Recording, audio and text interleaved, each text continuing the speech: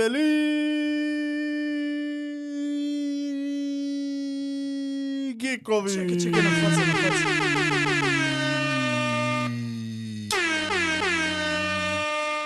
Значи, мене, стварно не ми се допаѓа, што немам кадар, да можам да се квапава. И Пецо нема... Пецо смени на широк, бе, Пецо, бе. Значи, вака е болја, ама... Ај, врати го сега него да најави. Не бе, шо, кажи си шо Ништо толку си кажав, сакам кадар, ама немаме буџет за кадар. За мене. А шо треба најавам ја? Костин, може би. Дечки, здраво живо од студиото на Радио МОВ и денес и оваа недела на гостини е Александар Мики. Со големо задоволство и чест ни е што си присутен. Мене ми е чест и задоволство. И што поштуваме зелено. Да, Да ми според ти се зелено сед. Ама да ти се се стреч. Ти се поише хипстер зелено, знаеш? Да, јас Ние сме сум она така underground зелено. така. Гаси да не се потива. Микич, прво ќе ги прашуваме сите како си, што правиш, Добар бе, добар. како беше патов до студио. Малце тоа GPS-от turn left, turn right, ама се снајдов на крај. Ертено заебано место сме. Никој нема се... Кој има дојдено да се снајде точно? Никој. Тие што биле еднаш, брат. Па знаат више. Аха, вториот пат. Беше ама брзо. Да. Ако не биле 2-3 години, пак заборава.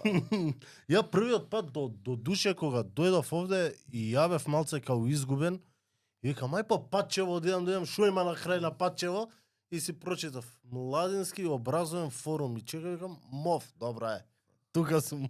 Некој беше Направо прво доаѓаме заклучено. Да, И да. се заебавме, Пецо не ни вече тука ќе не уби. И Кире беше тогаш. Да. Микич, пошто имаме многу теми за муаве да разговори. Така да ќе почнеме маце да збориме актерство, па ќе фатиме друштвени игри, од све по нешто.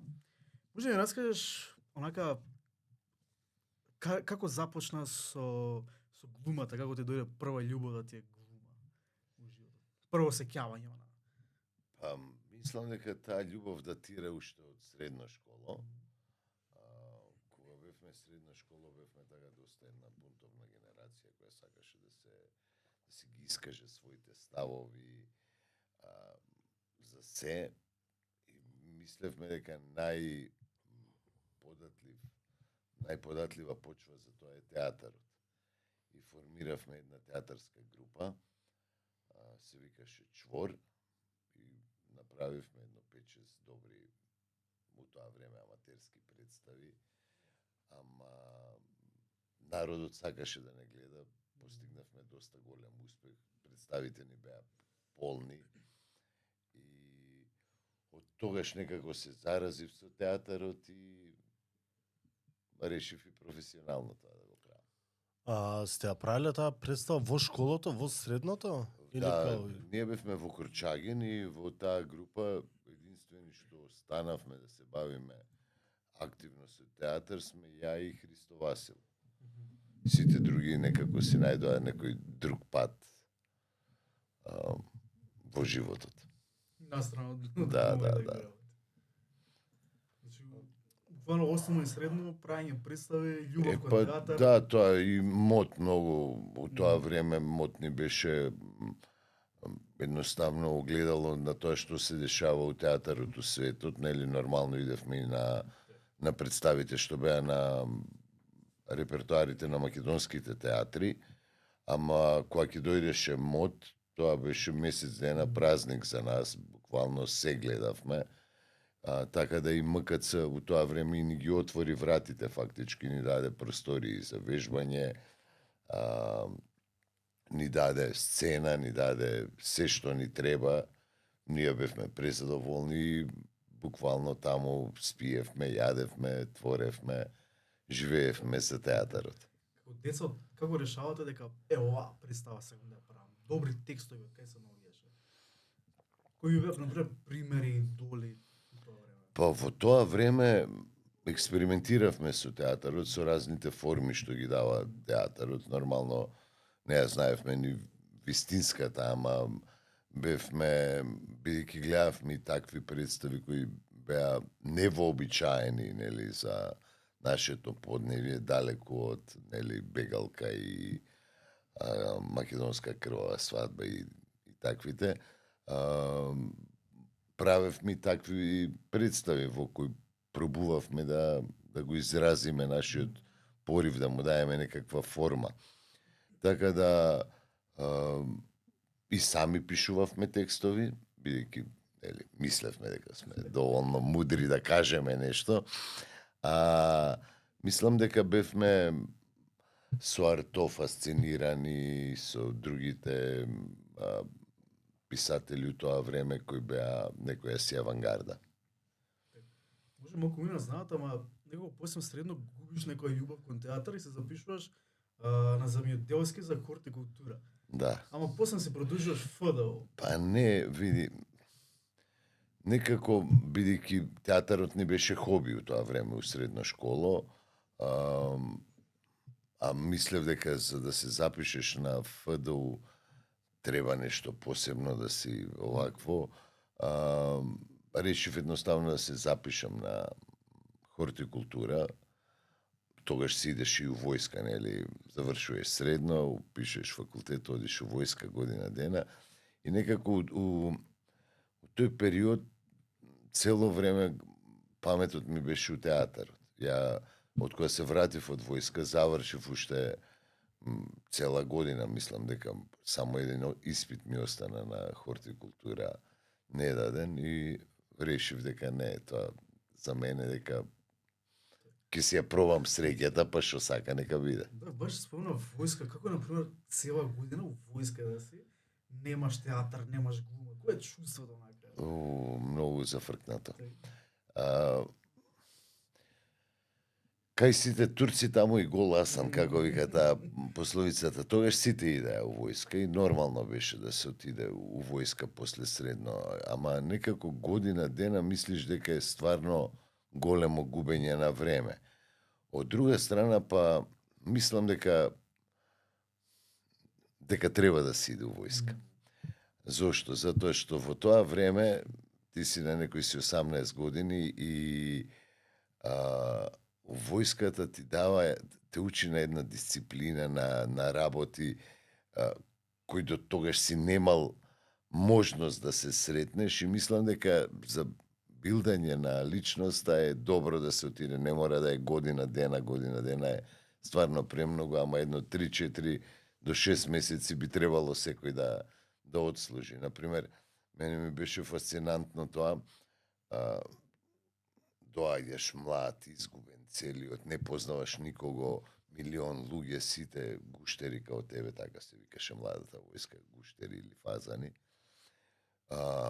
Те шишаат, предходно си имал, нели, некоја долга коса, нешто си филозофирал, си читал книги, си мислел дека целата мудрост на овој свет си ја фатил и одеднаш доаѓаш таму и си еден исто као сите други, бидејќи таму прво што ти прават, те шишаат, те бањаат, ти ги зимаат работите од цивилка и после те облакаат у војничко. Имаше, не знам, у другите како е, ама кај нас беше така, облечен само во тие војнички гаки и мајца и одиш по еден ходник и ти дават една шаторка и како одиш со шаторката по ходникот ти фрлаат од разни врати разни работи. Например, 3 пара мајце, 2 пара гаче, 4 пара дуге гаче, една летња панталоне, зимски,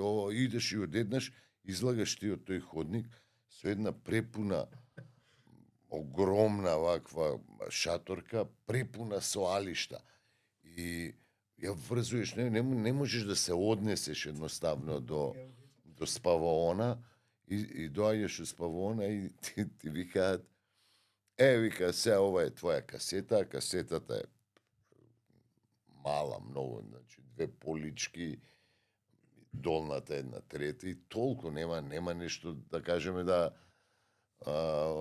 у тие средношколски моменти, тоа е као кога се соблакаш, фрлаш мајцата, ова, она, да ја попуниш целата. И они ти викаат спакувај се сега тука. И ти просто мислиш дека е Извршчо се, Не, спакувај се не, у да. касетата.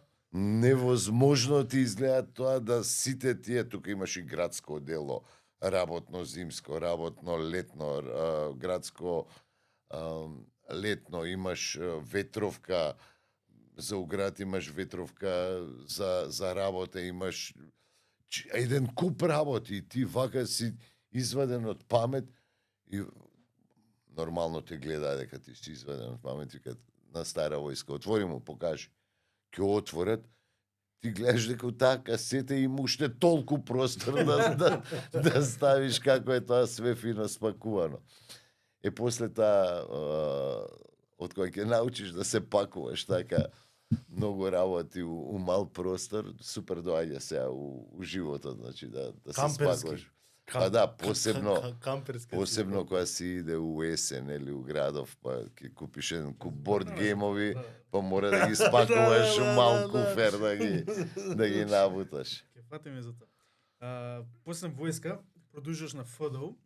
Не се лажам у класа на Кирил Ристовски. Да, Како е си се спремил, браво.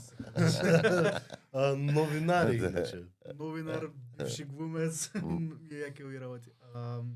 Како е животот на ФДУ? Пошто до ден денес ФДУ за сите онака губење коси да се влезе, на моментот на влегување и сваќаш, окей, тоа е тоа, продолжуваме.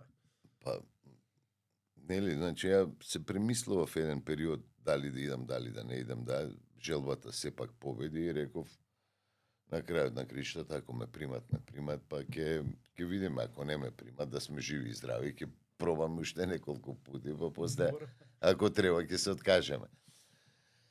Не се кога ме примија на ФДУ, мислам дека стварно онака ми се оствари еден голем сон, дека конечно ќе го работам она што го сакам. Проблемот беше во незнаењето дали си ти доволно добар за таа професија. Пошто бидејќи цело време ти е испит, посебно првата година. Се што правиш е некако ставено под будното око на професорите, бидејќи во тоа време бар беше така, не знам дали е се уште така, ама првата година е елиминаторна. И, значи, имаш еден до крај на прв семестар правиш разни етиди, пишуваш монолог, работиш на часови, се тоа се става на кантар и на крај на семестарот се полага колоквиум и кажува дали идеш дале или не идеш дале. И целата прва, нели, до крај на првата е некако као елиминаторна година, каде што им се дава шанса и на луѓето кои, например, на приемен ќе покажат нешто, ама не се до крај отворени или не се до крај спремни, па им се дава шанса за да се види дали тие ќе се развиваат. И така да првата година беше у еден доста голема желба да се покажеш и докажеш дека вредиш да останеш таму, дека вредиш да студираш. Да. Така да тој период знам дека доста работевме и као класа, си помагавме се. Овакво доста луѓе падна на тој колоквиум, некои незаслужено, некои се и врвни глумци сега у моментот кои продолжија понатаму со други професори. Во секој случај периодот на студии ми е еден од најубавите периоди во мојот живот, бидејќи тогаш се формира и тие класи на режија, цело време бевме таму, буквално од сабајле кога ќе се фатиме, почнувајќи од тие обични часови како што се историја на светска, историја на македонска драма, до актерска игра, сценски говор, сценски движења, ама поинтересно од се беше што сите ние нешто правевме, значи дали бевме дел од режисерските представи, дел од нашиот испит, дел од филмовите што се снима тогаш на ФДУ, така да е еден од најубавите периоди. Колку се запишувате тогаш на ФДУ? Па 10 како денес или малку па повеќе? зависи, мислам дека околу 5-16 бевме на почеток во класата.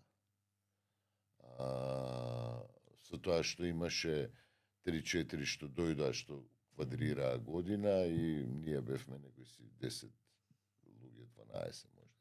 Значи секогаш ги бирале онака best of the best за влегување.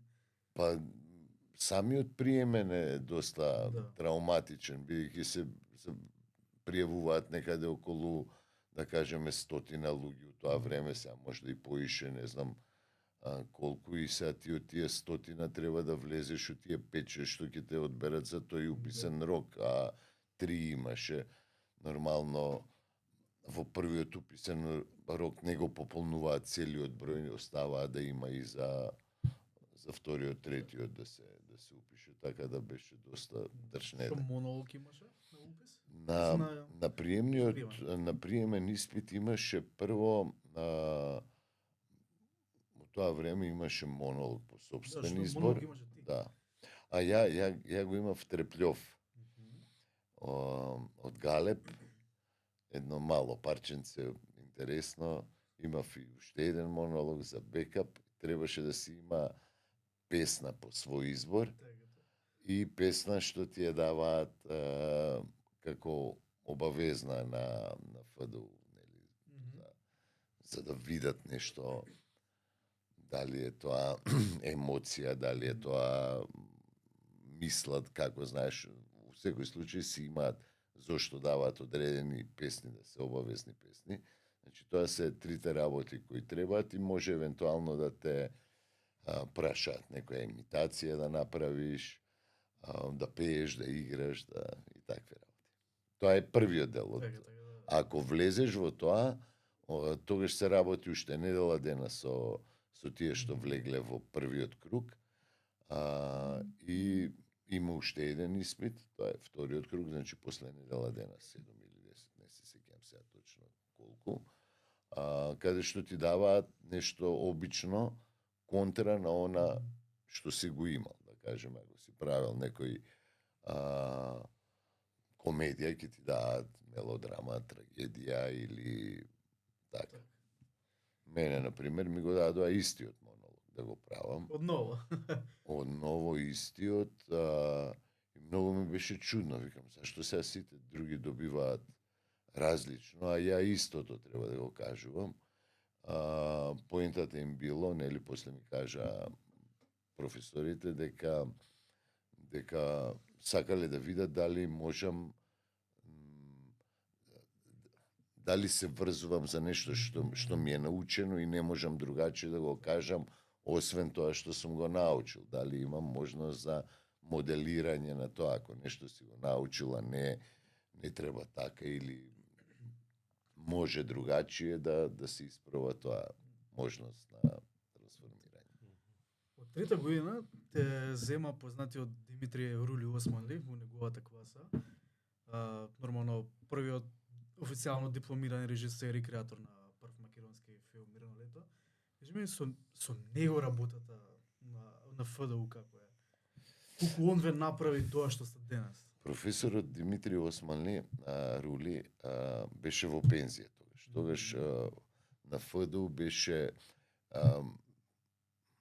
владееше некој експеримент дека глумачките класи не треба да бидат кај еден професор, да не се заучат само на неговиот стил на работа. И имаше дека првите 2 години треба да те води еден професор, па трета друг професор и четврта уште еден професор на крај. Така да Кире Ристевски и Влади Цветановски не водеа прва и втора година, и трета требаше да дојде професор. Арно, ама пак го сменија статутот и почна да се зимаат класи по 4 години.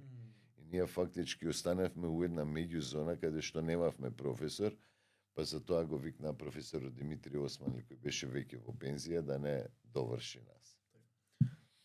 Со него морам да кажам дека научив што е комедија.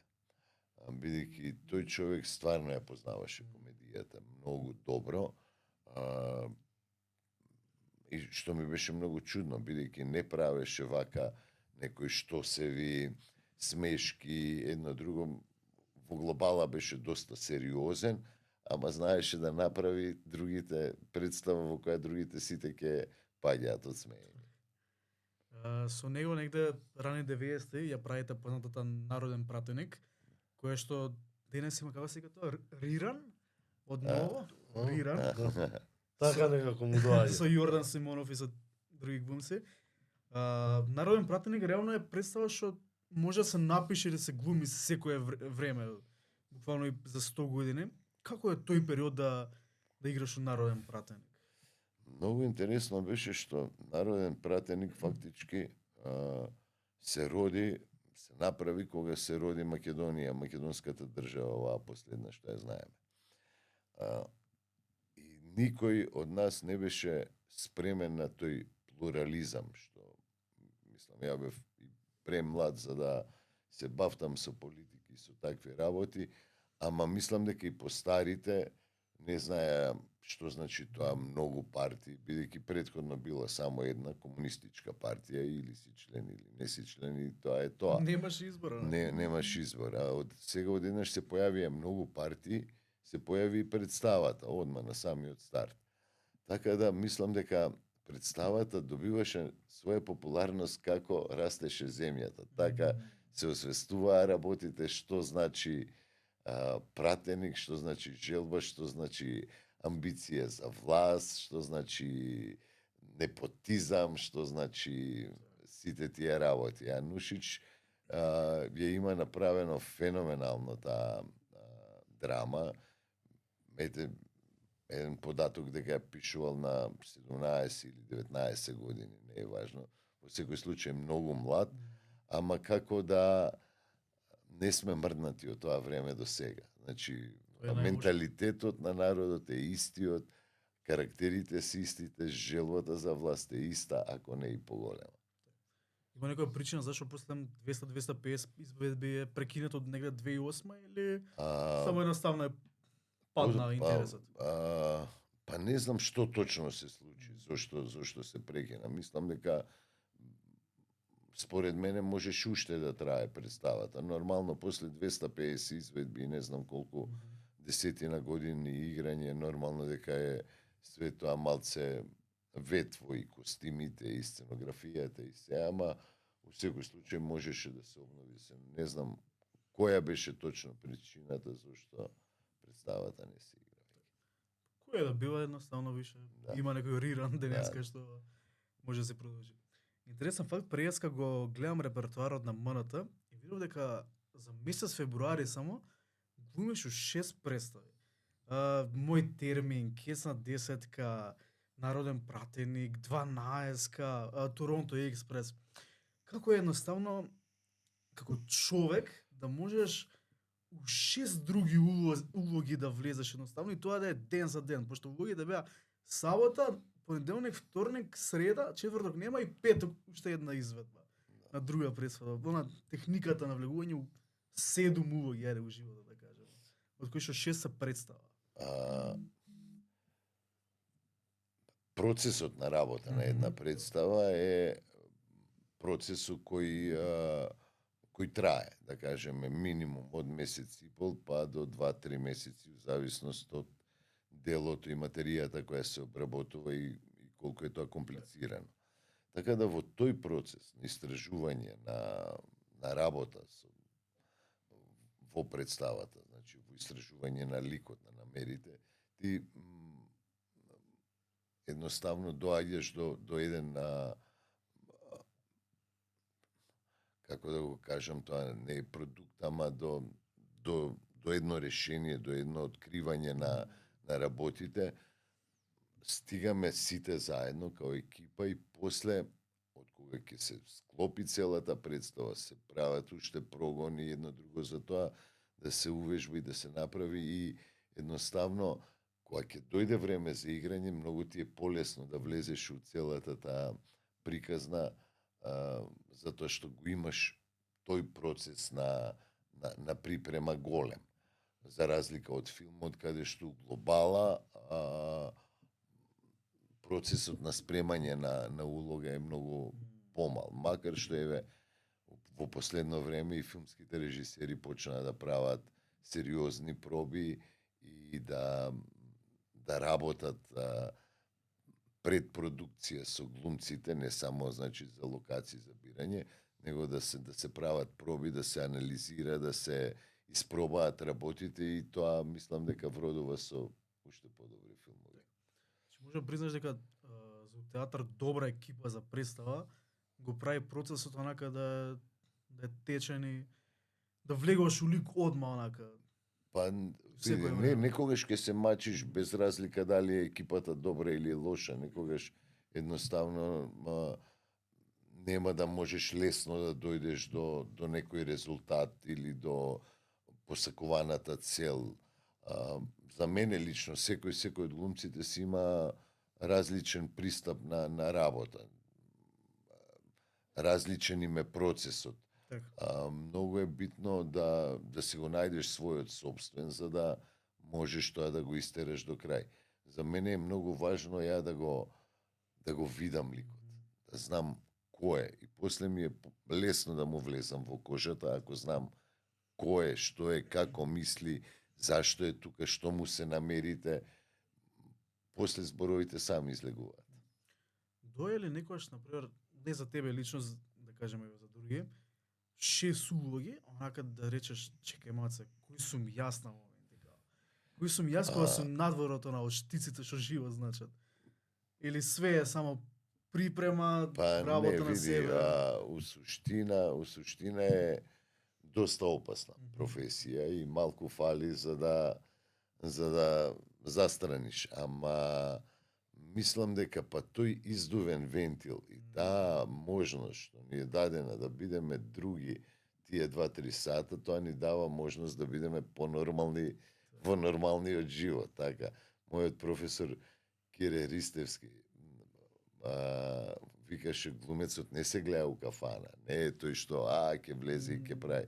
Глумецот се гледа на сцена, вика.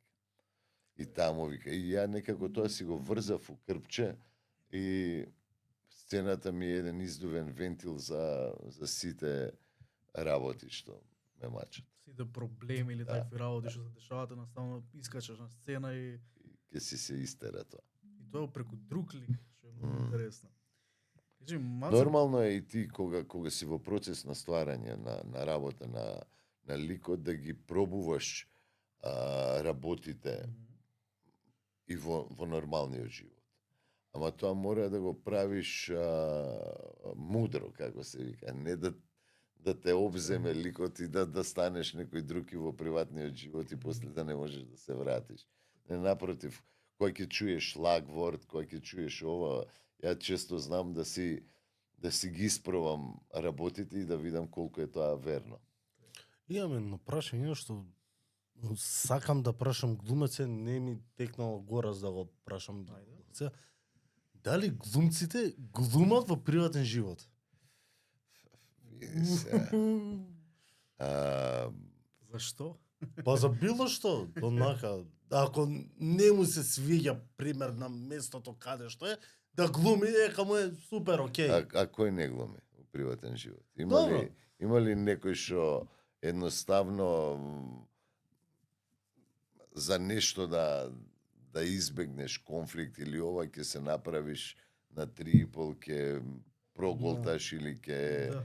или обратно некаде ќе викнеш, ќе направиш, а не мислејќи така. Сакам да кажам дека е малце у суштина, ние сме за да глумиме на сцена и на филм. А во приватниот живот се трудам да си бидам микич со сите мани, со сите фалинки и сите доблести. За добар за моцен прашање, може малку потешко и подлабоко прашање, ама каков фактор си ти? За каков фактор се сметаш? Мислам, освен најдобар. За крупен. Не, поима немам, не. Мислам дека сум искрен.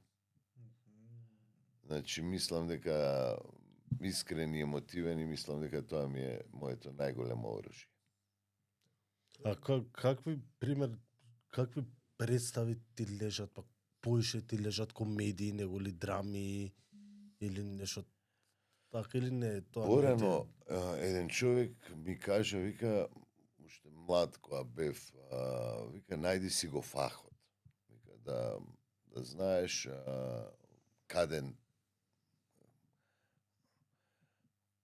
кај ќе бидеш најсвој, кај ќе имаш најовакво. А ја па упорно не ќев да си го најдам својот фах. Јас сметав дека ако ми е дадено широка лепеза да играм, не сакам да викаат, добро, тоа Микич у реду е, тоа ќе го игра Микич. Не, едноставно мислам дека треба да се најде широка лепеза и да се пробаш и во комедија, и во трагедија, и во мелодрама, и во современи, и во антички драми, не е важно каде, и да пробаш да го дадеш својот максимум и да не изневериш во ниеден жанр. Така да цел живот се трудев да направам некои такви работи, да бидам поразличен во се, да се трудиш, некогаш ќе успееш поише, некогаш помалце, ама едноставно тоа ми е желбата да го направам. Така да мислам дека убаво се осеќам и во комедија, и во трагедија, и во мелодрама, и во се, така да секоја представа ми е нов предизвик. Ја кога научив на почеток дека не треба да бегаш од малите улоги, мислам дека беше најголемата придобивка за мене, затоа што кога си на почеток, млад посебно, мислиш дека цел свет можеш сега да го земеш и да го кренеш на мускули, и дека тебе едноставно ти следат големите улоги. И одеднаш во подела ќе се видиш дека имаш некоја си мала епизода, дека имаш споредна улога, и пола од процесот ти се нервираш, леле, зашто, кога може, леле, ова како ја ќе го направев, леле, и сваѓаш дека процесот завршил, дека ти си излегол на сцена и не си направил ништо со таа малецка улога. И кога сватив дека секоја малецка улога ти имаш време да ја брусиш месец и пол за неколку реплики, за 2 појави, 1 појава, 3 појава, и викаш, па чекајте, ја можам ова да ситно да го избрусам, да направам од ова мало парче дијамант еден таков уникат што го нема никаде. И кога ќе почнеш така да размишljаш за улогите, сваѓаш дека со тоа мало парче ти можеш во даден момент од представата да блеснеш и сите да го запамтат тоа малецко парче. И мислам дека тоа е најголемиот бенефит што го научив тогаш, дека не треба да викаш леле и цело време да идеш со една нога, не ти иду театарот кога идеш на проба, затоа што имаш малку и се нервираш и гледаш дека другите имаат повеќе. Напротив, направи го до крај, блесни, па тој блесок некој ќе го забележи, па ќе ти даде поише и поише и ќе се стигнеш до она што ти следува. Тоа е добро, например, пошто уште од почетокот кога глумиш Хамлет, што ќе глумиш над Хамлет, што е подобро? Па види, Споредно има многу. Не, има, ама сакам да кажам, ако глумиш, ако се уга на најголемото, што е после тоа? Кој е следниот врв? Вака е боле риче по риче да искачуваш, за да ја искочиш цела планина. Па така е, сега некои идат со побрзи чекори, некои со поголеми чекори, некои поситно, некој ќе треба сите скали да ги искачи, а некој со лифт ќе се качи, така да... На тие со лифт што се качуваат тебе најубаво. И у обичниот живот тие со лифт што идат мука немаат. Кога сме више кај качување врвови, нешто онака периодот во МНТ се дешаваат многу две интересни представи, тоа се дефинитивно 12-ка и Народен пратеник. Ќе почнем со 12-ка, со Народен пратеник, како е одново да се влегува во таа позната улога. Малце спомнав, ама осем толку 20 години. Да, сега во Народен пратеник ја играм улогата на Јеврем Прокич, тоа е главната улога во Народен пратеник. И голем залак е едноставно. Исто и режисерот е огромен, значи тоа е Егон Савин, многу познат режисер од Србија и професор на академија.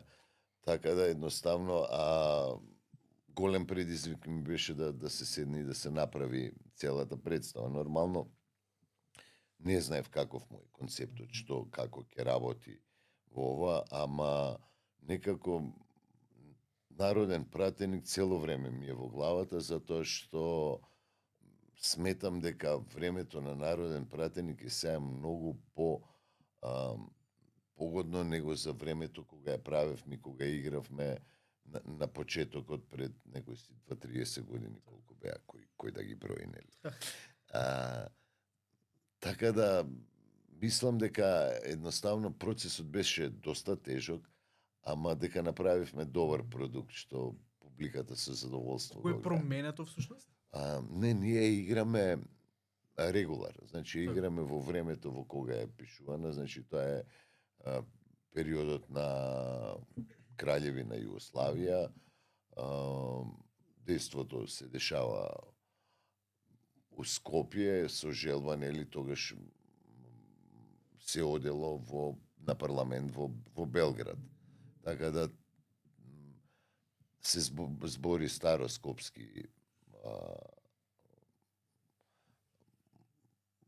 говор, нели? И интересно е, добра е екипата, стварно е супер екипата, сите у екипата, значи почнувајќи од Тони Михајловски, Јордан Симонов, Тања Кочовска, Дарија Ризова и јас. Текстот е доста скратен, значи представата трае некаде околу сат и 20 минути до сат и пол максимум.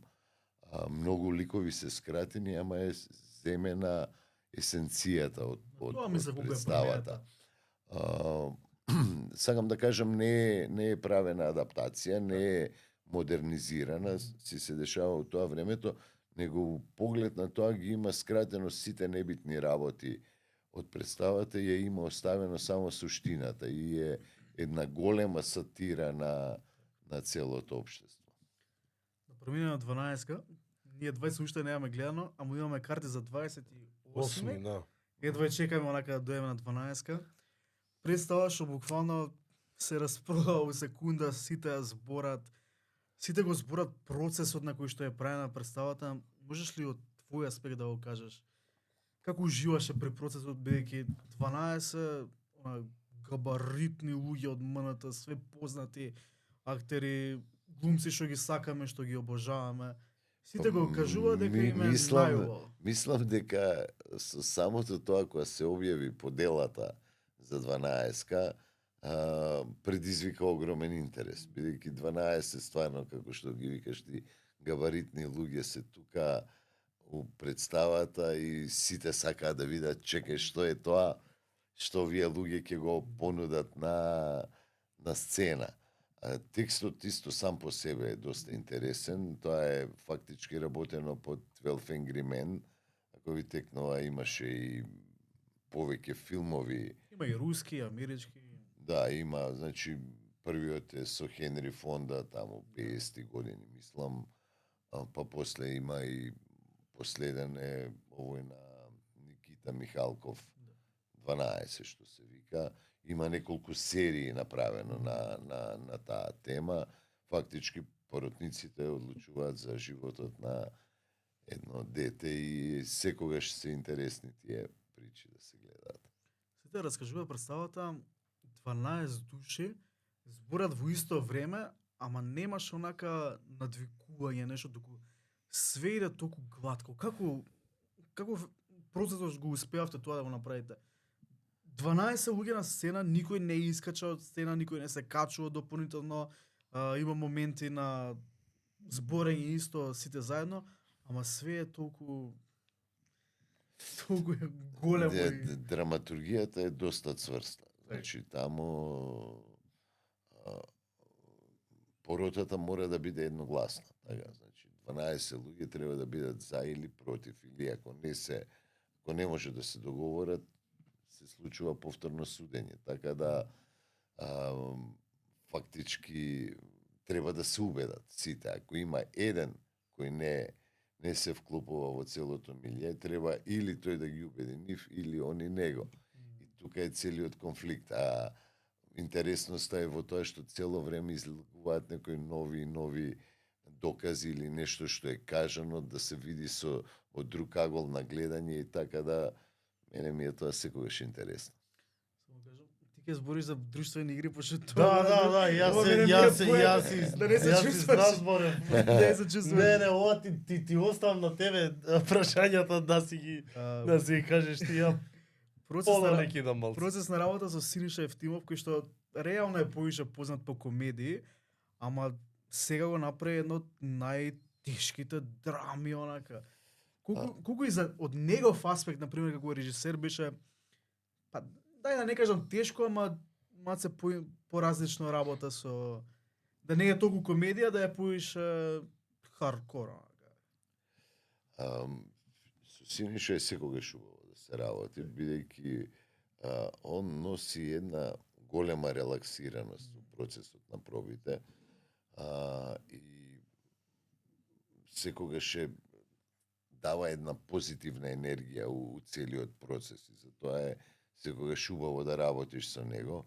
Втора работа што е многу важна за него е знае да избере добар текст. Знае да избере точно добар текст, да направи добри адаптации на текстот и еве у глобала 90% од неговите представи се хитови што се гледаат, да. Така да процесот со Синиша е супер, секогаш е добро да се работи со него.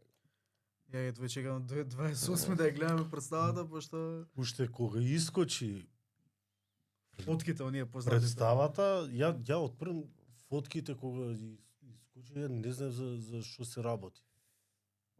12 интервју или во еден на еден кај Жаре беа и да. тогаш уствари свати што е финтата со 12. И кажа дека мора да Па не си единствениот, мислам дека едно 100.000 луѓе рекоа морам да ја гледам. да. И сега конечно на 28 Мора да Ќе признаеме гледам. дека молевме за карти, му пишавме на Горас, Да. брат, мора карти да се најдат, да се дадат било кога, било кој месец. Ми вика 28 може ли? Одма. може, не прашај. Не прашај. Викич, познат си по многу филмски и улоги од серии, не знам, Пред дождот, Ах, љубов моја, Исцелител, Happiness Effect. Колку е поразлично за тебе работата од театар, за разлика од филм? Иако го преска го спомнав, ама, например, спремањето, дали е поубаво филмот да го работиш, дали е театарот. Некако, пошто филм ќе отидеш еднаш у кино, има толку и толку време ќе отиде, ама пак представата останува некои добри представи со години. Тој дел маца за тебе што е Види, филмот останува со децени. точно. Така, значи ти можеш да изгуглаш, да најдеш, да симнеш филмови и да ги гледаш уште Посебно денес од Чарли Чаплин па наваму скоро се можеш да најдеш и да го изгледаш. А представата трае колку што трае. Рокот на траење е толку, да кажеме, 5, 10, 15 години. Ако се одржи некоја представа 15 години, тоа е веќе голем успех. Еве, не се клади на енглези, 10 години ја играме и се уште се продава како алба. Поентата ми е тоа дека представата трае сега. Дека ние го делиме тој момент заеднички. Ние на сцената и публиката. Сега се ствара во овој момент и никогаш повеќе нема да биде исто. Ќе биде слично, ќе биде плюс, минус и енергетски и по тексти, по се, ама никогаш нема да биде исто. А филмот е тоа. Сега го снимаме и останува за вечни времиња, така, освен ако физички некако не се уништи филмот. Процесот, например, мене ми беше многу чуден, затоа што у театар, бидејќи нормално прво се судруваме во Македонија сега, за сега така, со театар, не знам, во другите земји како е, во Србија можда и повеќе снимаат отколку што играат театар.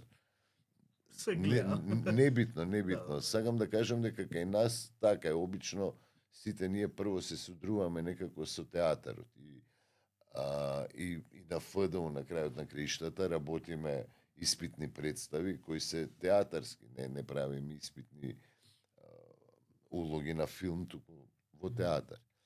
И сега- Поради што е тоа, извини, ќе те прекинам, поради професорите што повеќе некако повеќе да го форсираат театарот или така треба Не, да е? така треба. Ние учиме фактички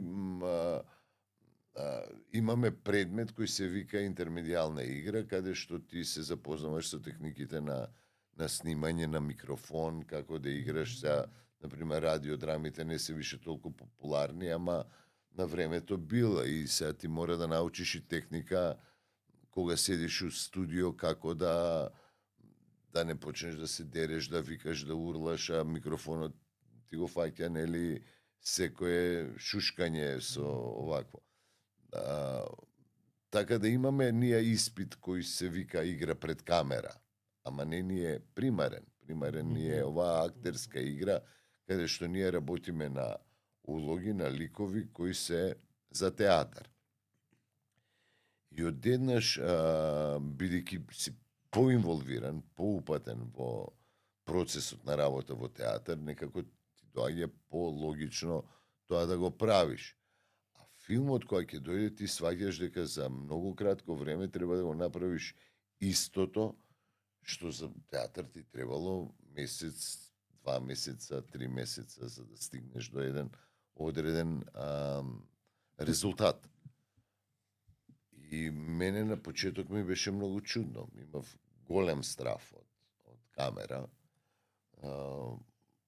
Јас се сеќам на првите снимања кога отидов, бев изваден од памет. Кој ти беше прв филм? Глумиш лудило дека се во ред, дека нема проблем, дека е овакво, па ќе ти стават микрофон, тука ти виси над глава, тука ти дошла камерата, тука еден од оздола нешто прави, не знам, овој ти вика малце рамото сега десно, така, другото полево, цврди е главата и се тоа треба као природно да личи ти додека збориш. Бев изваден од памет, ама после некако сватив дека морам да станам другар со камерата, дека морам да станам другар со техниката што ме обкружува, дека не смеам да им се плашам, дека едноставно треба да го прифатам тоа и да го истерам. И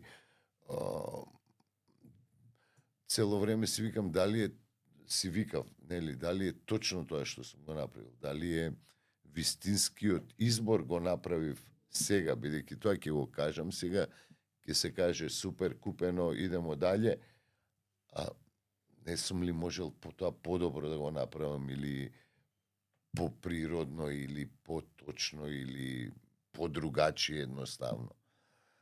Кога престанав да се бавам со тие работи, мислам дека се освестив и дека станав. На крајот на криштата почна нели да се прават и тие проби, што е супер, нели, за да се испробаат, да се договорат работите, да се направи една припрема, пошто ја, например, сите ние бевме фасцинирани некој голем глумец као ќе снима филм за некој си детектив и година дена он сега иде по полициски станици, се спрема за улогата. Кај нас тоа не постои, го нема.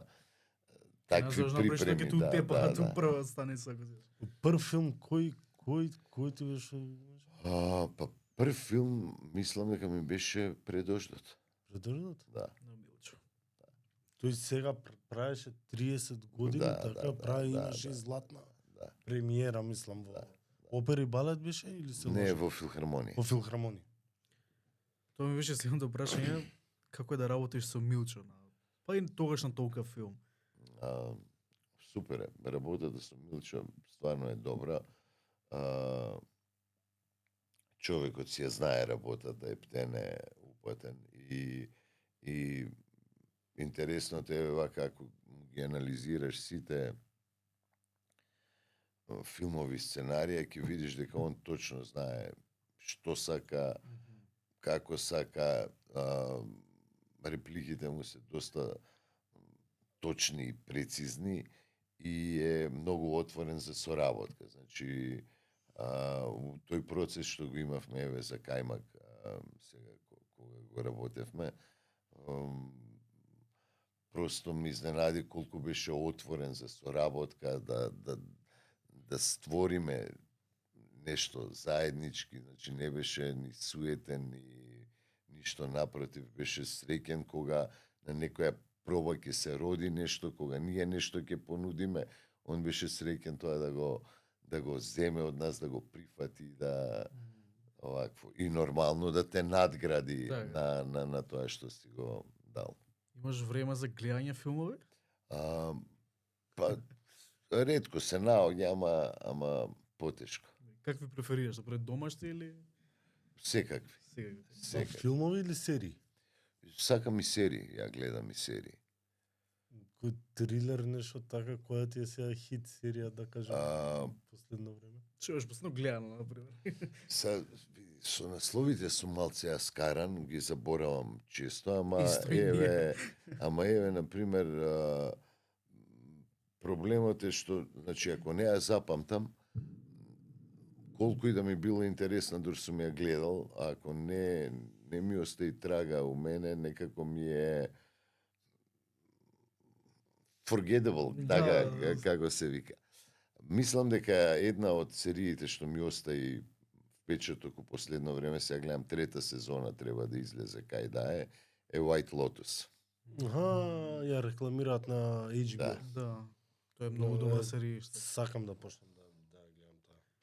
Пред малку те прашав за Милчо, например, дали е толку тежок за работа како што кажуваат, не знам, по 50 дублови по едно по друго, или како што кажа, си ја знае работата, си знае кој што тера, си ги прави одлични кастинзи. Види, пак ќе кажам, за мене тоа беше стварно пријатно искуство. Убаво е кога работиш со голем човек, Така. кој си ја знае својата работа и кој не е оптеретен со тоа да на некого му се допадне или докаже или да направи нешто едноставно. Кликнавме со него, стварно беше пријатна соработката. И тоа вроди со добар плод, мислам дека тоа се гледа, дека секогаш кога има добра атмосфера на снимање, на работа, тоа едноставно иде и понатаму, преоѓа на публиката. Не, го гледав јас кајмак и стварно филмот ми се свиѓаше тептено, онака баш ми не ми беше онаков тежок, да кажеме, као Даст, што беше, баш ми беше онако убаво едно филмче да си го изгледам. Имаше и комедија моменти, баш ми беше онака.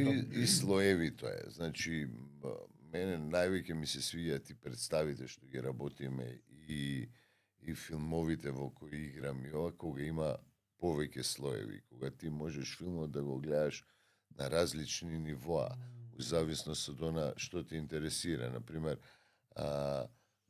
големи представи, големи филмови, големи уметнички дела треба да ги задоволат нашите сетила на секој ниво. Значи, и да отидеш и да без разлика и да не видиш еден слој од представата, од филмот, едно друго, да излезеш со едно убаво чувство дека нешто убаво ти се случило тука и дека нешто те отворило, те натерало да помислиш, да размислиш и така натаму. Може би малку грубо прашање, ама зошто толку малку се снима кај нас филмови, па и серии?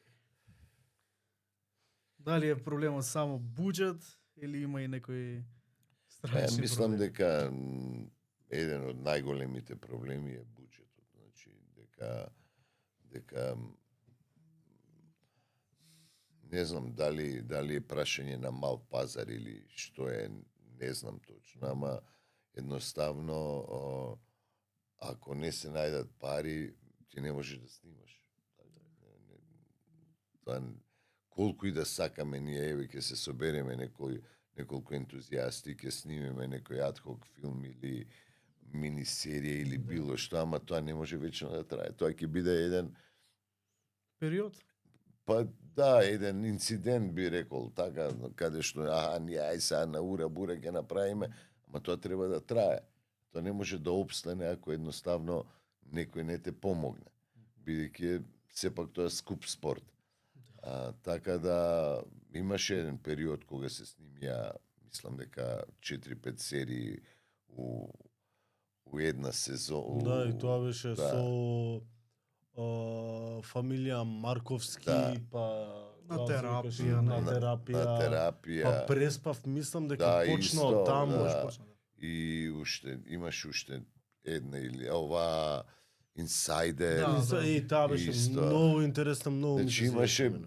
5-6 серии се снимија у еден период, онака баш беше разхухтано тука се случуваше и викам тогаш кажав и викам само да не биде после муабетот, абе ви текна онаа година кога се снима 6 серии у исто време кога тоа се случи. Значи Да, жал. згаснаа парите што се дава едноставно и тоа прекина за жал. Види, ја мислам дека премногу сме меки ние у однос, знаеш како имаме толку многу телевизии, така, а никој нема собствена продукција. За мене тоа многу чудна работа, како да ти кажам, еве, као вас тука ќе ставиме 3 столчиња, една маса, 4 микрофона, 2 камери и го пријавуваме тоа као наша продукција. Си имаме тоа не е продукција, тоа е информативна програма или програма од забавен, тоа не е играна програма. Значи тоа не можеш да го пријавиш ти како нешто што е играна програма. Мора да имаш собствен продукт. Па после се научија дека тоа дај приказките ќе ги снимаме, тоа некако прикладно им се виде, народ ги сака, ги гледа и сите почна да снимаат, ајде облечи неколку 2 пара фути и тоа приказките, исти приказки, сите телевизии ги снимаа.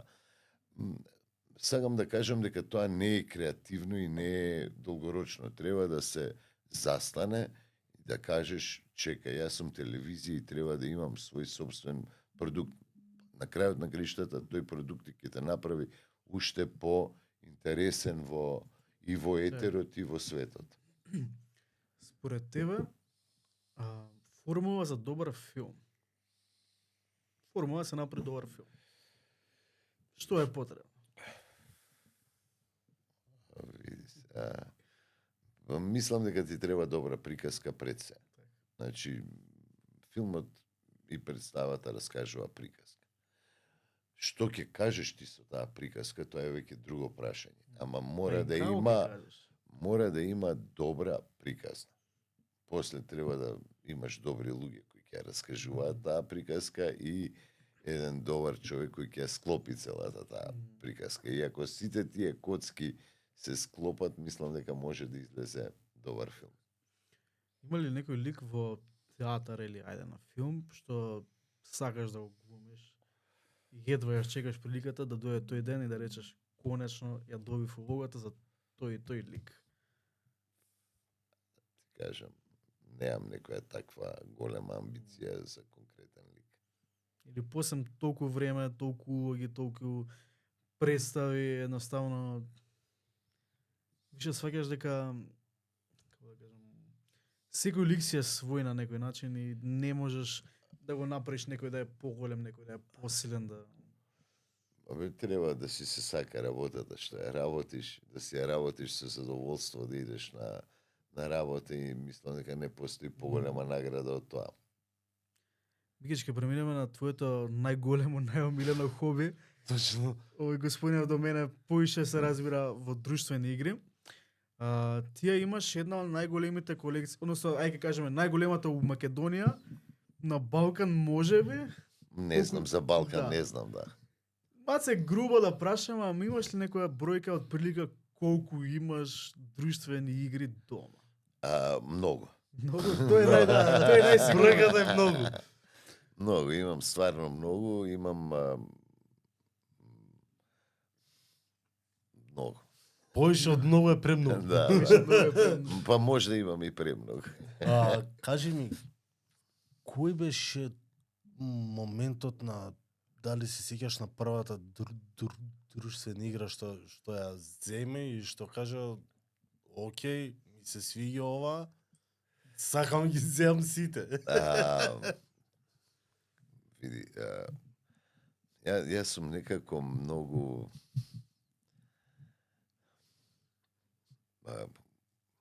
не знам како да се изразам, точен збор да најдем, ама кога нешто ќе го фатам, ја го работам со цело срце. Така и за глумата, така и со игрите. Значи, кога нешто ќе ми се допадне, ја тука се давам целиот и сакам тоа да го правам.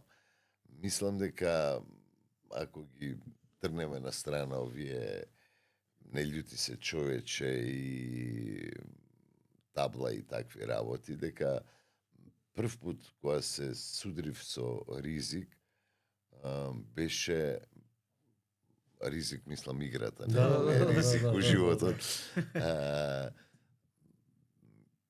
Мислам дека тоа онака баш ме свати, викам, види каква интересна игра, не знам дали бев средно или нешто така, или само што почнав со студии, не се сеќавам, важно знам дека тоа едно лето ја открив таа ризик игра и тоа не на оригинална карта, пошто беше тогаш многу тешко да добиеш ти оригинални, со цртана карта, со правени карти, со едни такви од глина мол направени као војничиња, па фарбани у разни бои.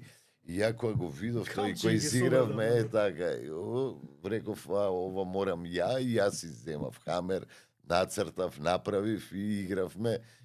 И тоа цело лето ја игравме, така. Проблемот што ја го сватив со ризик многу брзо, од кога почнав да ја играме, е дека факторот среќа е огромен и дека ти можеш и да правиш стратегии разни да се билдаш, ако едноставно те не ке зарод, и ти... Ја тоа сум го кажал, чим има зару играта? Коцка! Среќе упрашање, џабе, ти што сакаш прави? А многу сакам коцки да фрлам, зарод, многу ми е интересно тоа со коцките, макар што неам голема среќа у зарод. Така да, после тоа некако, тоа лето помина со непреспиени ноќи, со играње ризик, со сите тие работи. Некако после известно време ја откривме и Ел Гранде, тогаш со Џамбазов, него му ја донесе сестра му од Виена, и која ја откривме Ел Гранде, која сватив ја дека факторот среќа не е пресуден у играта, дека овакво има многу работи што можеш да ги правиш, дека тоа ми беше онакво огромен скок у сваќањето на борд геймингот. И почнавме да играме исто така, нормално се навлековме ко млади мајмуни, игравме по цели ноќи со табели, со поени, со чуда, врагови. И од премногу играње мислам дека ми здосади веќе. И тоа се случи после со следната игра. Се собравме у Маврово, ја носев Ел Гранде, Ризик, Монопол, нешто друго што имавме у тоа време што се наоѓаше. И игравме и сватив дека веќе не ми се игра, затоа што преиграно ми е. Многу пати да, изиграно, макар што ти секоја игра сакаш различно да ја изиграш, ама преиграно некако ми беше. И тогаш решив да купам нови игри, Гоблин, да е жив и здрав, нели тука. Значи, они се криви за колекцијата што имаш дома. Тука се прави рекламата за Гоблин. Да, оде, Пецо ставај доле таму. Инаку Гоблин ни се главни подржувачи на подкастот. Највише си ги сакаме, најавите му вам Катан. Катан 16-ти? Да. 16-ти. Втори во лабораториум, турнирот, мислам дека све е пополнето, Све, више све. сите места се пополнети. Така да, Дојдете дечки, да навивате. така е, дојдете да навивате, тие што сте се пријавиле, дојдете да играте. Победникот иде во Штутгарт на светско во Катан. И овде да го ставиме моментот на гивавеот. Да, бе. Така? Си трае. Па Не, ај на крај. на крај, добро, ајде, на крај ќе го излечеме Може би на почеток има само и смисла. добитникот на гивавеот. Така да, чим сме кај гивави, да најавиме и во соработка со Cineplex доделуваме на 5 души по 2 карти за во петок за Кептен Америка, новиот филм. Така да, дечки, коментирајте, тие што ќе добијат ќе бидат информирани, картите ќе си ги подигнете на благајна.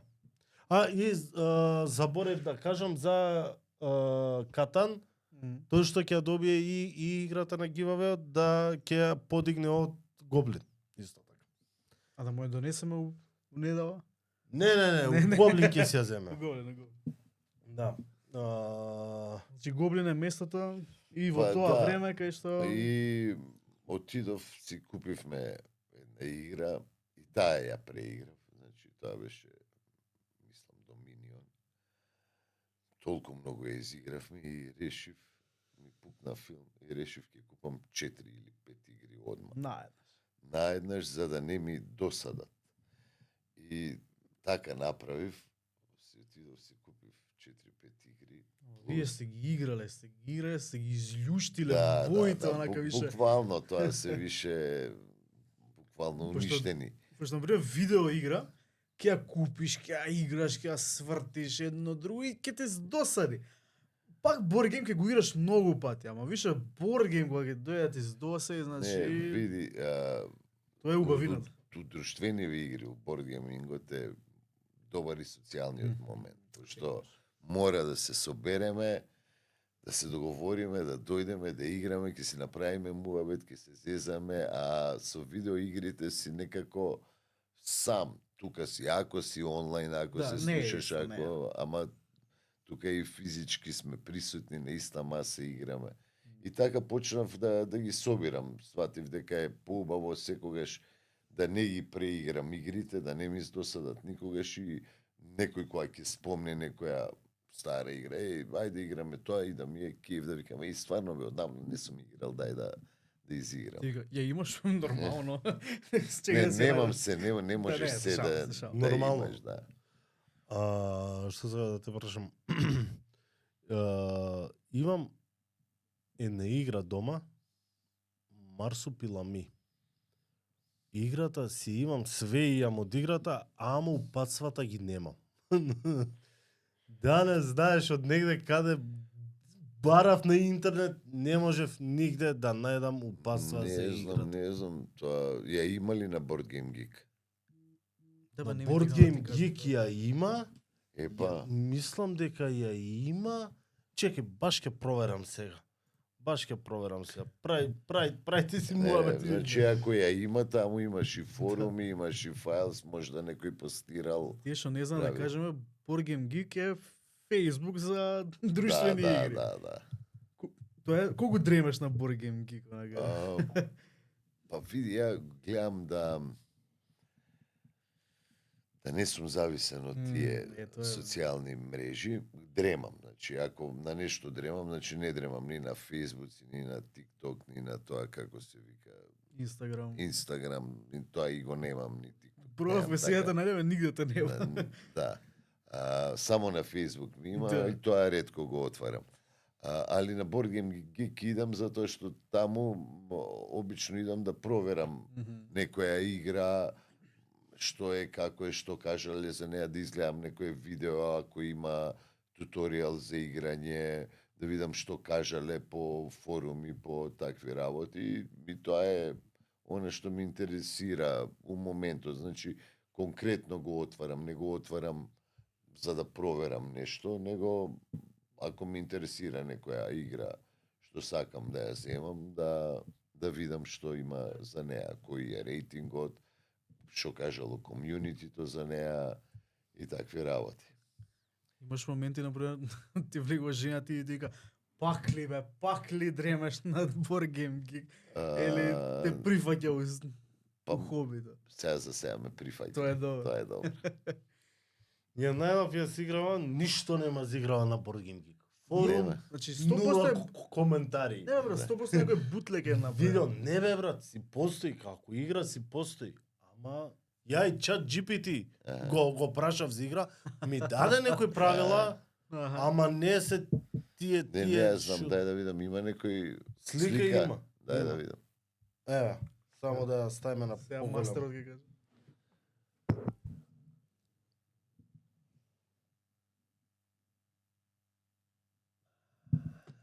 Купена е, знам дека е купен у Тинекс, тоа се сеќам као да беше вчера со мајка ми као на шопинг и као играма може и Ама као тоа да е нешто Ајде, као може. до ние, знаеш, што ги даваат као... 6 у една. Да, као приде на нешто. Не, баш е Да.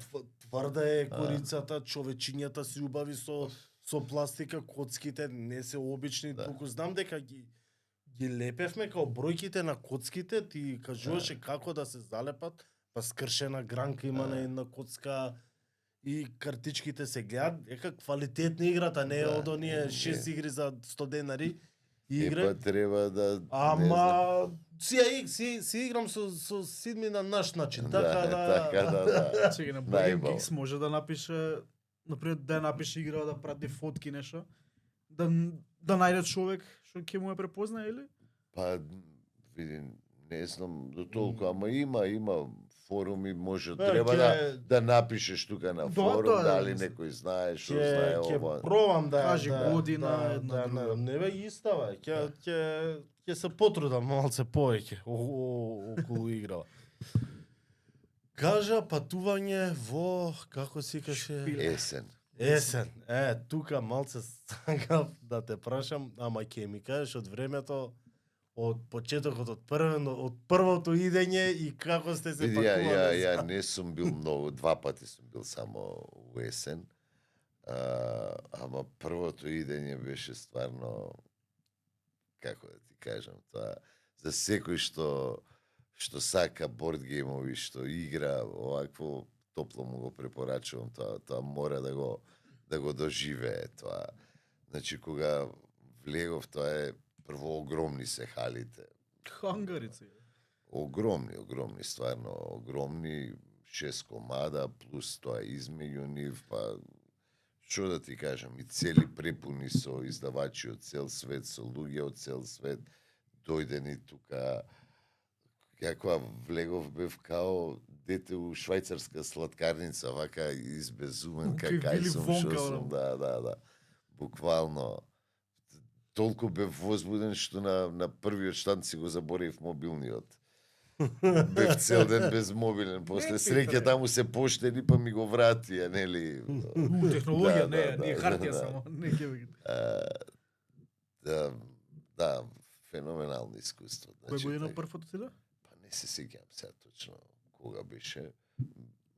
Знам дека отидовме со Иво другарој што Нешковиќ? со Иво Нешковиќ, да, со Бутиковски, со Филип. Бевме банда и нормално беа таму Аркона Games, они исто издаваа у тој период игри. Чеки на GG беше трета сезона негде 2018, тогаш кажа прво, значи 2018 излега прво. Па не се 17, сеќам, не 17, се сеќам да. точно. Само да кажеме, за тие што не знаат, есен е најголемиот саем и да, саем. Шпиле е тоа, така? Да, есен спиле, да. Есен спиле. Шпиле наградата. Аха. Оскарот за најбоља како се Со друштвена игра. колку игри се вративте тогаш, знаеш? Првиот. Многу. И дали отидовте со кола или со авион? Со авион. И како ве собра, бе? Како сте купиле многу игри? Па вака И на царина не ви праве, дечки, 6 игри, бе? Да, зварно ти. Па не ни правеа некој проблем. Не знам игрите како се со царина, со Празни така, куфери за идење.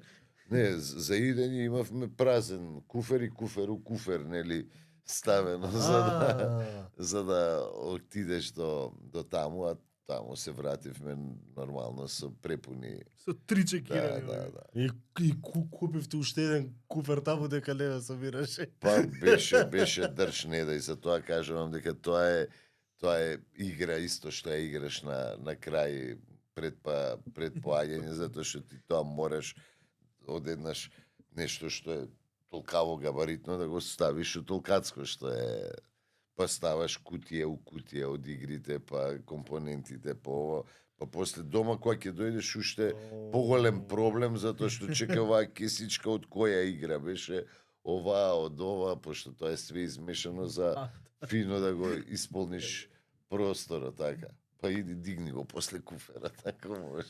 На аеродром преку 20 кила вие. Па не, нормално мора да мериш точно да имаш. Да, и тоа го се има. Да. Кажа како дето у швајцарска сваткарница, ама колку игри успеа да изиграш барем таму, пошто колку време имаш или дали си отиде спремен на пример, сакам тоа да пробам. Знам тоа. дека луѓе идат спремни као си имаат Имаш на план. Board Game Geek Као да идат. секогаш пред есен Ето. излага една листа на игри што ги има, што ќе бидат Да, мраз пардон, изложени на есен. Имаш ти фактички на целиот саем имаш кои штантови, кои издавачи ќе ги држат, колку големи, цели шеми имаш. И ти почињеш да ги гледаш. Тогаш губам време кога идам за есен, гледам што игри има, како кои издавачи што издават, кои дизајнери, пошто си имам и омилени дизајнери, нели, ако имаат нешто ново, сакам Еден да го од имам, нив е да. Мичо. Мичо не е Мичо. дизајнер, Мичо Мичо е арт. Арт, да, сгреши.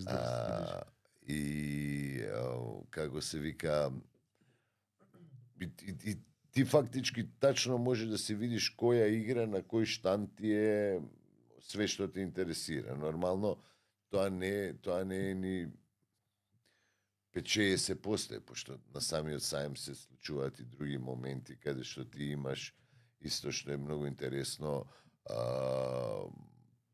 штандови кои продаваат секонд хенд игри, кои продаваат такви работи, така да се имаш штандови кои се бават со аксесори за игри, со додатни пиунчиња, со не знам кутии, со такви Со работи. коцки, со тоа, со... Знаеш дека ова не го знам, ова е прв пат да слушам дека има и Second hand? дополнителни работи, да. Аха, Не има- би текнал. за Аксесорис, Magic исто да. има за аксесорис имаш, за Magic имаш, за ова Warcraft, за се. Warhammer, едно. Warhammer, све. Знаеш, сите кога доаѓа, кој збора за шпиле, за есен, има игри, ама не ме текнува бе second hand. Не, има дури и за овие, како се викаат тие role-playing game за костимирање, за правење тоа што прават. Косплей. Да. Се има, значи се што те интересира. Посебно у Германија како што хобито е онака Значи крвта има. толку е големо што ти тешко можеш да го изодиш, и ако евентуално не знаеш кај ти е точно што можеш да го бараш цел ден и да не го најдеш тоа што ти треба. Еве, например, ја не скоро и да не играм друштвени игри, он игра малце. Ние ако отидеме, што да правиме ние двајца на есен? Да Што уживаме. барате вие? Што бараме, да. Сакам да ти кажам, ако не ти е интересно, нема да ти биде интересно. Значи ти ако немаш желба да играш, да седнеш, да видиш, можеш чисто да пројдеш да видиш као доживљај, ама ако тоа Да. тебе не те тангира, нема зашто да идеш таму. Фера, да. Види, бордгеймингот у светот има се поголем замав. И многу луѓе почињаат да играат. И не е само есен као саем кој есен е еден од најстарите и најголеми и најпознати. Иначе ти имаш у Нинберг, имаш у Берлин, имаш у Германија, имаш сигурно уште едно па минимум 10 уште и кои се бават со конкретни работи, например некој е за прототипови, некој е за барање паблишери, некој е исто продажен као што е овој, некој е за промоција.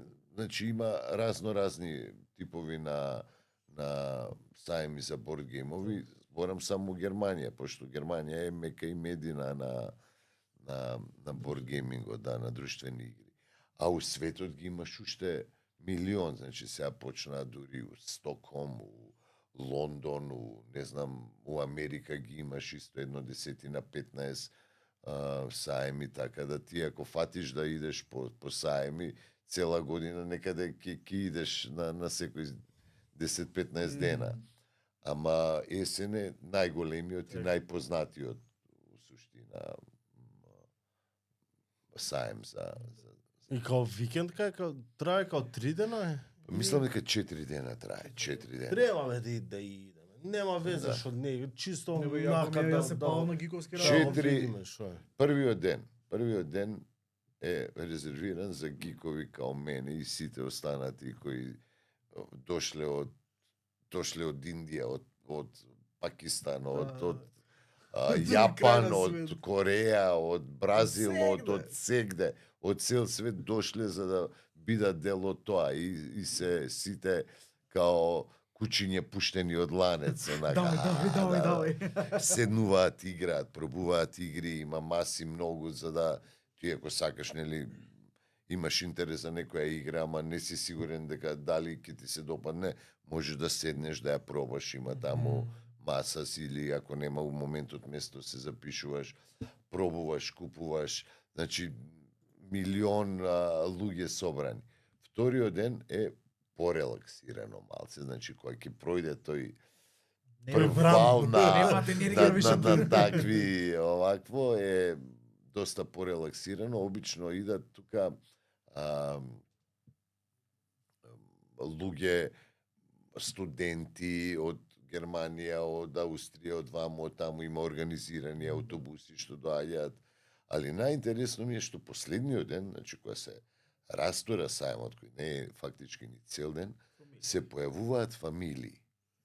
Значи, татко, мајка, 2-3 деца, сидат со 2-3 куфера и само ќе се застанат и си го пунат куферот и ќе се напунат за цела година и си идат натаму, затоа што фактички у Германија постои огромна традиција на играње на друштвени игри и децата им растат со тоа цело време. Има за различни возрасти, од детски до family type игри, па после малце посложени и така натаму. Така да голем подеме целата оваа индустрија со борд геймови, само што кај нас тоа иде малце поспоро, макар што сум задоволен од нашето комјунити сега што е тука. Ја баш сега 4 години е поголемиот и со него сега го воведувам во светот на друштвените игри. Почнавме со нормално не лути се човече и сега сме ја играме Double Да, супер.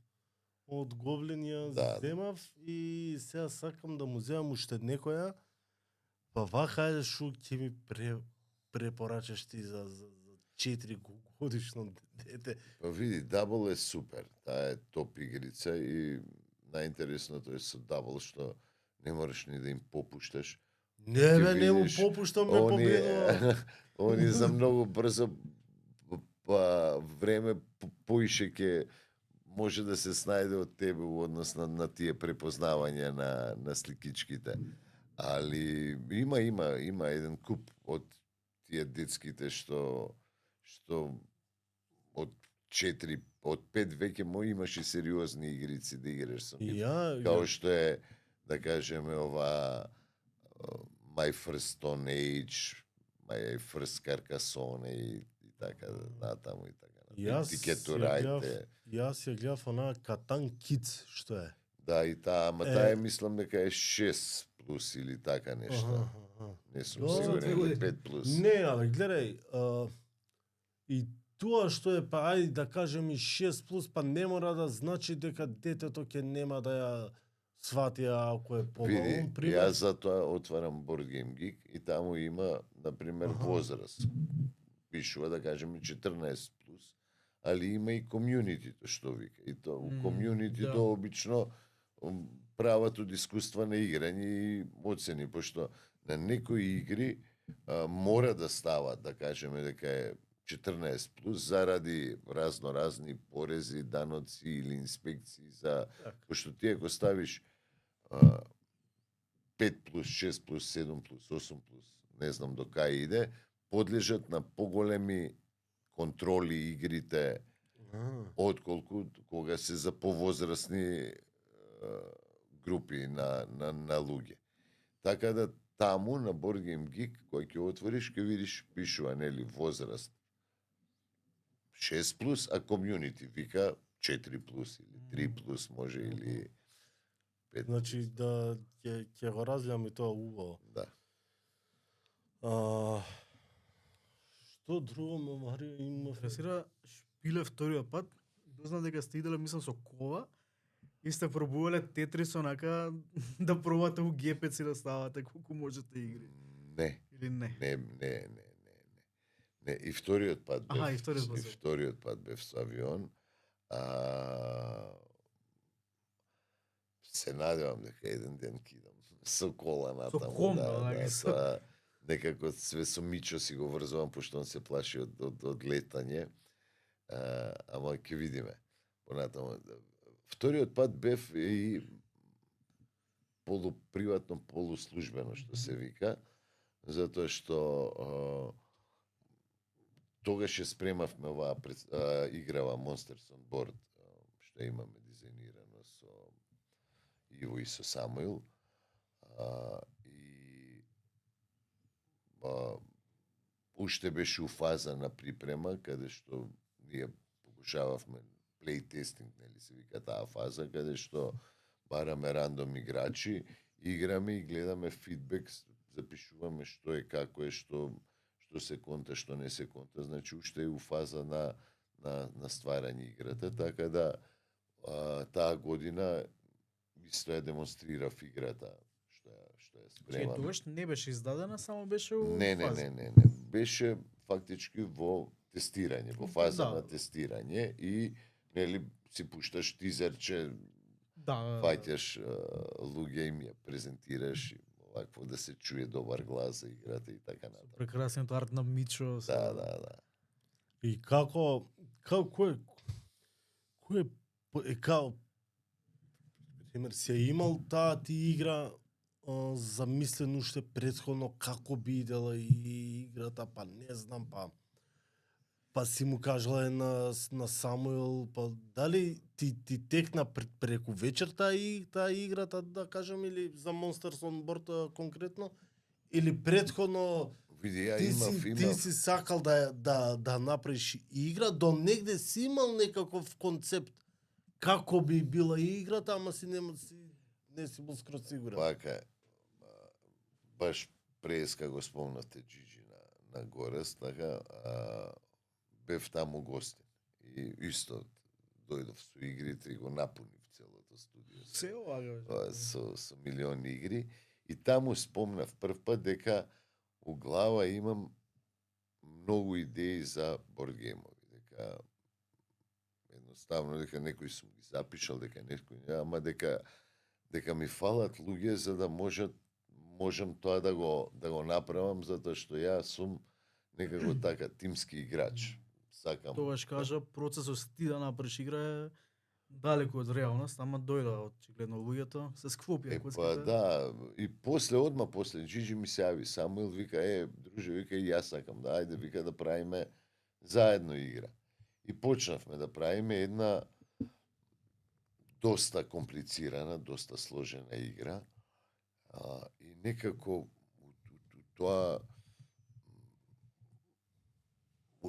тој хаос, пошто стварно комплицирана игра е тоа, што сакавме да ја правиме, некако се заморив у еден момент и легнав вечерта и станав со оваа игра.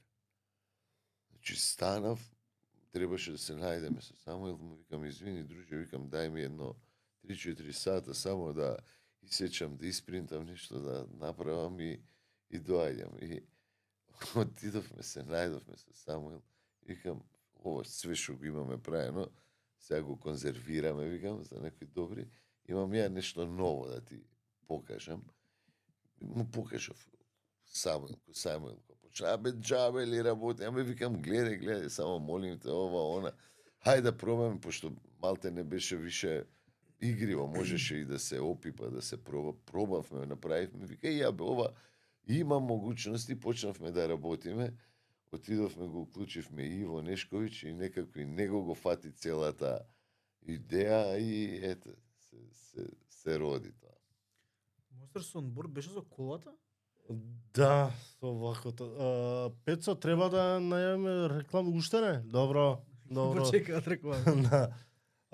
Да, со човечињата што ги ставаш у кола и нешто ги возеше. Значи ја донесов Не. за се. Тоа Да, е со да. игра со драфтање на коцки, значи има многу коцки, има околу 90 на коцки. Да, толку мислам, беше. да. Знам со колите дека Да, си ги се возев тука на Зимаш студио. 4 коцки, ги ставаш во кола, бираш една и колата ја возиш на другите и така бираат. И у зависност каква боја коцка си земал, така ги предвижуваш и тие монстери што ги имаш. Ако сакате да ја видите детално, гледате епизодата со Arcona Games. Варконе, да, баш Со ја... Final Frontier, извини. Да. Точно. Со Final Frontier Games. Баш ја отворив таа игра, дека ме интересираше каква е играта, што е. Мичо Артно, брате, влегу у око и мора да го одма знаеш да го дека е пипнеш. од него Да. прави. Одма чим каверот ќе видиш, знаеш дека е од него. Чекам малце, добро. Имаш нешто за уиднина, нешто правиш некој игра или Ексклузивна или си најава. на стендбај во моментов? Овој период, значи имав у план да седнам и више направив кроки, скици, све што треба да има во играта. Поентата е што у мојава професија, нели, вистинска професија што ја имам, е или ич или брич, нема, бар ке мене никогаш немало златна средина.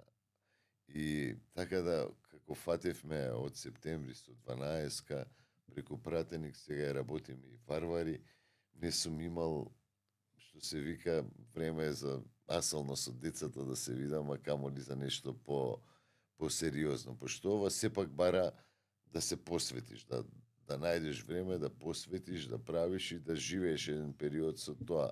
Например, додека ја стваравме Monsters on Board, цело време бевме у линк, ние тројцата. Мене ќе ми текну едно време нешто за играта и ја горев од желба брзо да им се јавам, да им кажам, да споделам, за да За и не- они почна да мислат на тоа и за утре кој ќе се најдеме да работиме, да имаме нешто овакво. А сега стварно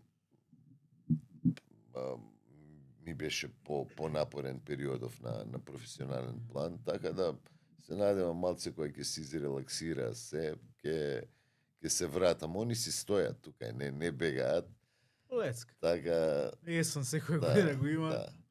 Така А- да комплетен сум више и со тие за сечење карти, за правење, за ова можеме да правиме Да. плейтескопи и така да. Го спомна тоа, дали кога се прави игра, ти им носиш се и викаш, дечки, ова играта само ми треба некој поубаво да ја нацрта. Или им викаш, или им ја даваш идејата, па викаат они, па според твојава идеја ние ќе го направиме артот и тие Види, скици. секој остало. паблишер си има своја политика и си има различен пристап у оваквото. Нормално и секој дизајнер, ја не сум дизајнер на игри, ја сум љубител на игри, кој мисли дека може дека евентуално моето знаење и познавање на разни типови на игри, многу изиграни партии, би се дрзнал да дизајнирам игра.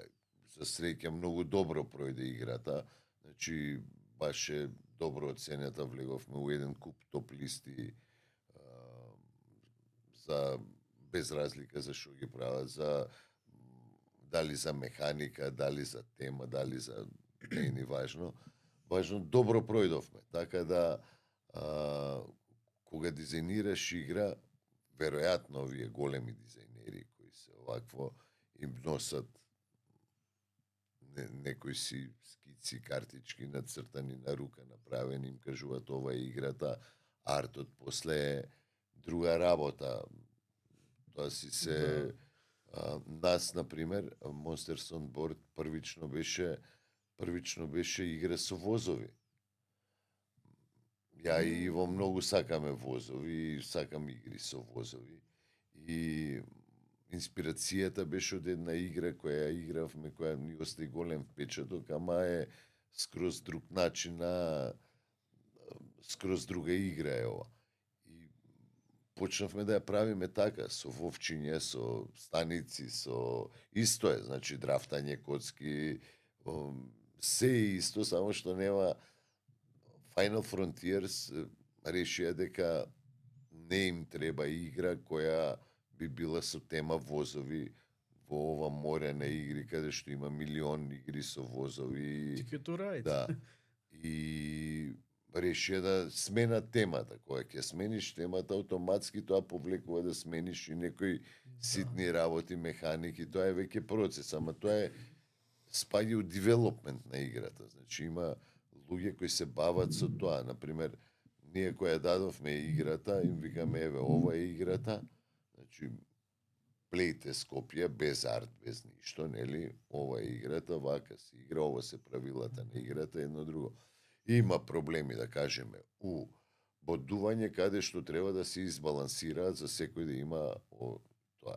И сега девелопментот на играта е скроз друга дисциплина, каде што девелопери, луѓе кои ги знаат механиките, ги познаваат игрите, ја доправаат играта за да биде тип-топ кој што треба. И дури на крај доаѓа артот со вакво.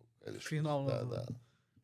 Пријеска спомна дека имаш и некои омилени издавачи и креатори на друштвени игри, кои се тие, например, топ 3, што кога знаеш дека они кога прават игра, знаеш дека ќе ја купиш, пошто ги сакаш поради тоа и тоа. Исто е, значи, не можам да направам некој си топ 3, има стварно дизајнери кои секогаш знаат да изненадат со добра игра. Например, и што е најважно, се појавуваат и нови дизајнери кои до вчера ги немало, ама одеднаш стануваат многу битни у индустријата и прават многу добри игри, со многу добри механики. И секогаш кога ќе видам дизајнер кој ќе ми отвори чакра и ќе кажам, да бе човече, како ја ова не сум можел да го видам, да смислам вакво нешто, ме фасцинира.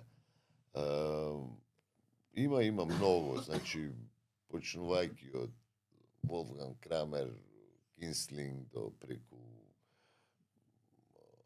многу ги има, да не ги набројувам, ама секогаш тоа се едно 15 дизајнери кои многу ги ценам, многу ги сакам и секогаш кога ќе понудат нешто ново, би сакал да го пробам, ако не да го имам, бар да пробам да видам како се игра. Да, која игра ти у последно време онака конјек сакаш да играш? У последно време имам многу малку време ја за играње. Која имаше малце поише време.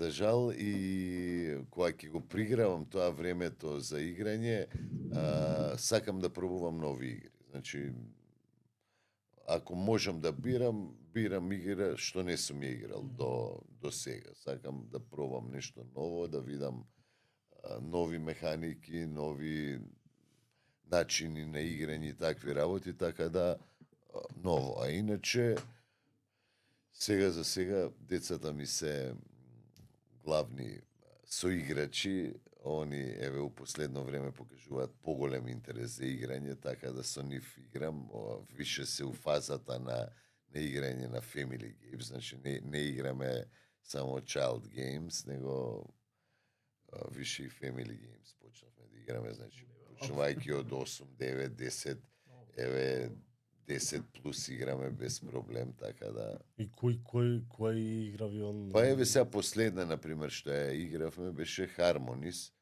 и вака навидум изгледа наивно и по арт и по све, ама е доста сака да го уклучиш мозочето ако сакаш да победиш, така да феноменална е игра, баш сум А задоволен. дали играш со нив да ги победиш или играш као да Они да осеќаат. да ги Ако видиш- ако ти им попушташ, они ќе те осетат и не им е интересно да играат така.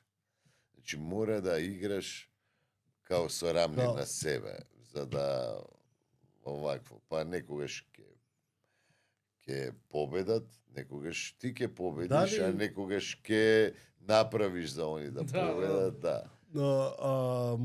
Муаветот ми е дали некогаш го правиш некој потек намерно за да видиш на нив дали ќе им текне да го пример појма немам.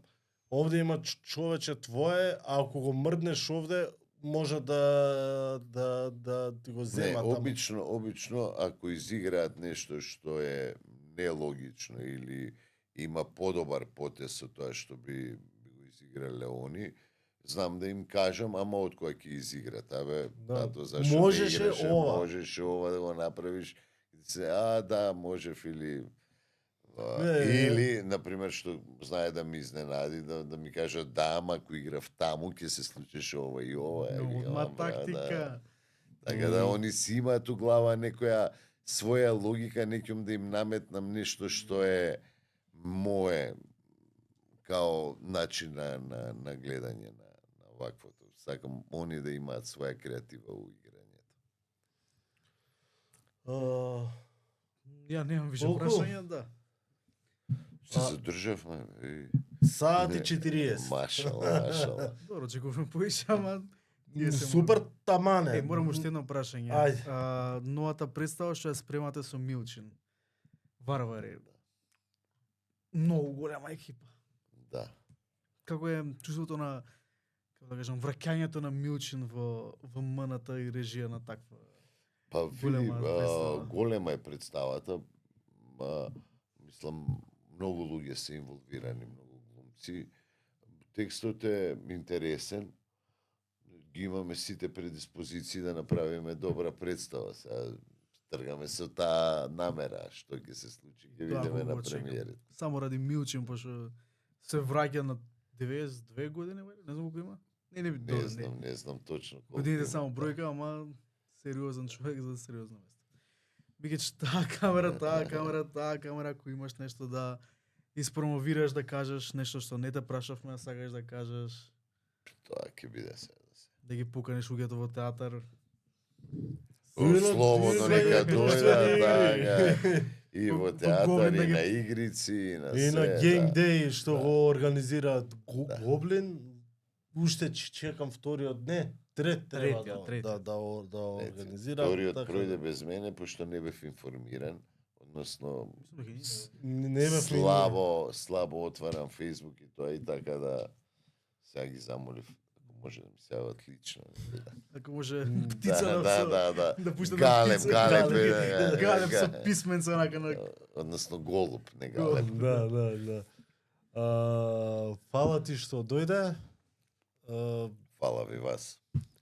Па се надевам ќе се видиме во некоја друга викендов на каде? Дојдеш? прилика. Па би требало, да. Би Таму требало ќе да се дојде. Не, па да, таму да. ќе се. Јас се пријавив за учество, така да пазете се. Штутгарт доаѓам. Ја, ма смени кадров уточен момент ми се. Ништо ечки, фала ви многу што не гледавте. Се гледаме пак, тоа е тоа од нас. Гиваве. Ќе биде.